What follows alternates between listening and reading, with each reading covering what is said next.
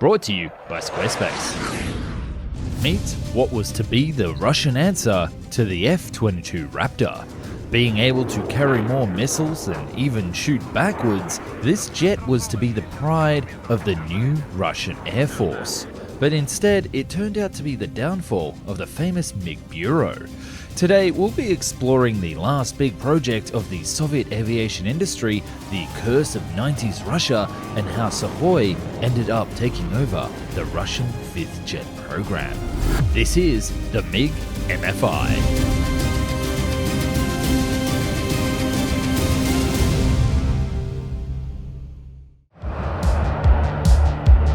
Our story actually begins in the early 80s. Russia was becoming aware that the capitalist Americans were building a successor to the F-15. To not be caught with their pants down, they commissioned their own equal project to replace the Sukhoi Su-27 and was looking to recreate the success of the famous MiG-25 Foxbat and its successor, the MiG-31.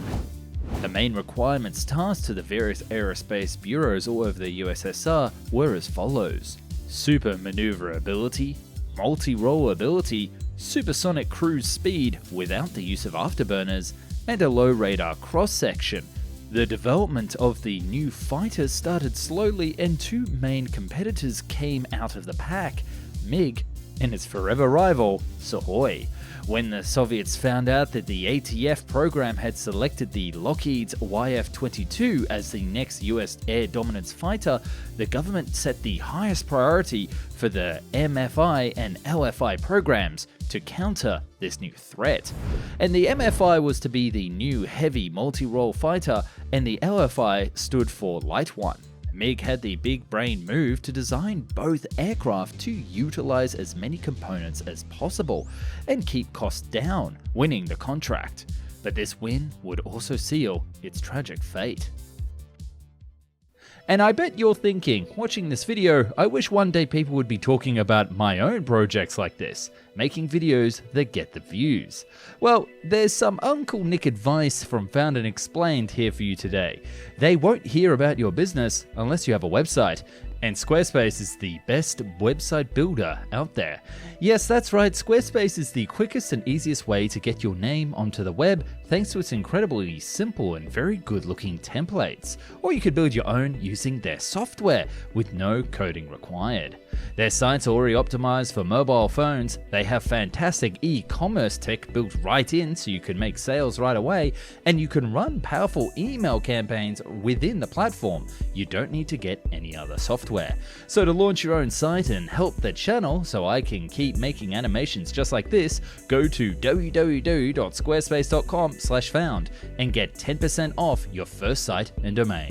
Every click helps, and I thank you for helping the channel. The new aircraft series MFI got the designation I-90, meaning Fighter 90 or Fighter for the 90s.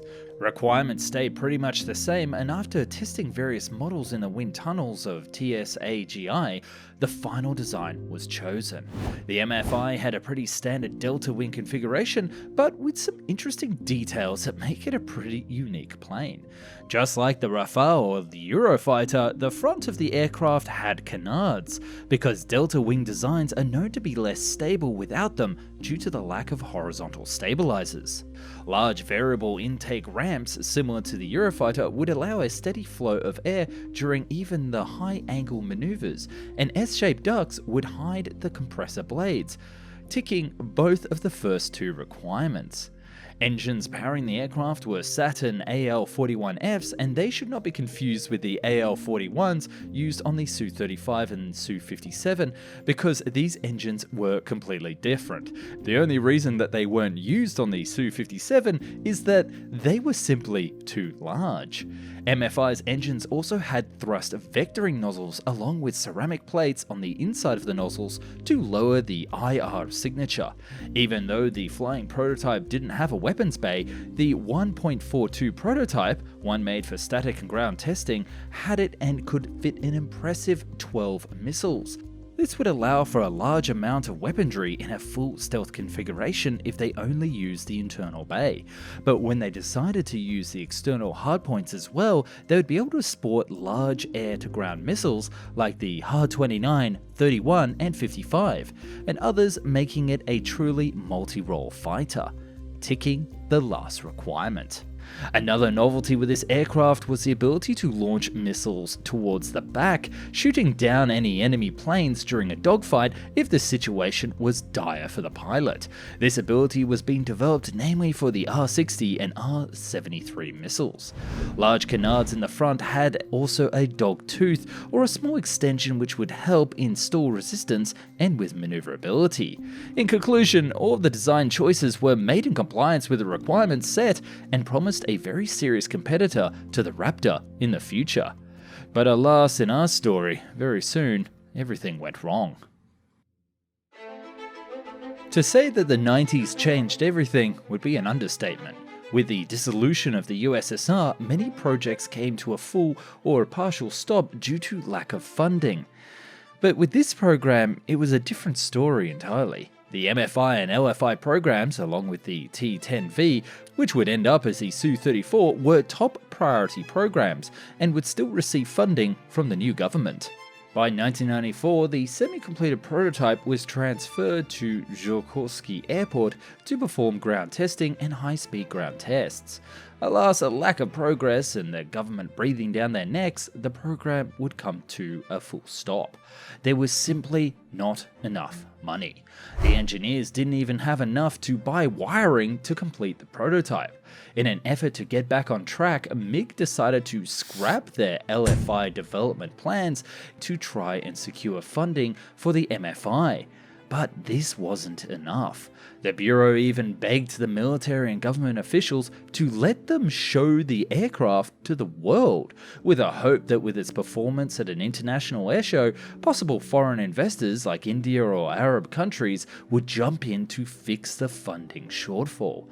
But they were refused time and time again.